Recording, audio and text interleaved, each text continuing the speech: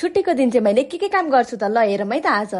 So hello guys, this is Akriti and welcome to my mini vlog. तातो तातो पानी खाएर मैले चाहिँ बिहानको सुरुवात गर्छु। त्यसपछि मैले साग केलाउन लागे अनि एकतिर चाहिँ साग बसाले अनि अर्कोतिर चाहिँ च्याख्ला पकाउन लागिसके म। अनि त्यसपछि चाहिँ म आमाको कोठा मिलाउन र सफा गर्नतिर लागे। त्यसपछि भने म बडार कुडार गर्नतिर लागे। सधैँ बडारे पनि फोहोर हुन्छ क्या, घर के भएको होला। अनि बेला बेलामा चाहिँ मम्मीले आफ्नो हिरोइन वाला इन्ट्री दिइरहनु भएको छ होइन। अनि म चाहिँ त्यसपछि पुस्नतिर लागे होइन। यो लुगा मिलाउँदा मिलाउँदा मेरो दिन जान्छ क्या। र अब चाहिँ म आमाको गफ सुन्दै आमाको कपाल कोर्दिनतिर लागिसके। हाम्रो आमालाई चाहिँ मैले गरेको काम एकदम चित्त बुझ्दो लाग्छ क्या, त्यही भएर। त्यसपछि चाहिँ म यसो फुलसुल गोड्न ओर्न लागे। यो चाहिँ मेरो सधैँको रेगुलर ड्युटी त होइन, तर जुन दिन मलाई रहर लाग्छ, जुन दिन गर्न मन लाग्छ त्यो दिन मात्रै गर्छु क्या मैले यस्तो काम चाहिँ। हुन त मैले भन्नै नपर्ला, यहाँ देखेरै थाहा पाइसक्नुभयो होला कि यहाँ कति धेरै घाँस पलाएको रहेछ र मैले कति चाँडो चाँडो यसलाई सफा गर्दो रहेछु भनेर। र अब चाहिँ मेरो रुमको हालत यस्तो थियो र यत्रो फोहोर निकालिसकेपछि मेरो रुम चाहिँ भयो यस्तो, र अझै कपडा मिलाइसकेपछि चाहिँ मेरो रुमलाई मैले चिटिक्क पारेर राखिसके। तर के भन्नु, शनिबार मिलाउँछु, आइतबार फेरि मेरो रुमको हालत त्यस्तै हुन्छ, के गर्ने। र अब चाहिँ म थकित भइसके र खाना खानातिर लागे। इग्नोर द्याट आपको अचार गाइस। अनि खाना खाइसकेपछि चाहिँ भाँडा मान्नुतिर लागे। खाना चाहिँ अलिकति खाएको हुन्छ, भाँडा चाहिँ भयभरको सबै मान्नुपर्छ मैले साथीहरू, यस्तै हो, के गर्ने। अनि मलाई चाहिँ के लाग्छ भने धन्न यो दहीको भाँडो छ र हामीले साबुन राख्न पाएको छौँ क्या। के तपाईहरुले नि यही दहीको भाँडोलाई युज गरेर साबुन राख्ने गर्नु भएको छ त? र फाइनल्ली मेरो किचनलाई चाहिँ मैले यस्तो बनाउन सफल भए। Thank you for watching, bye by.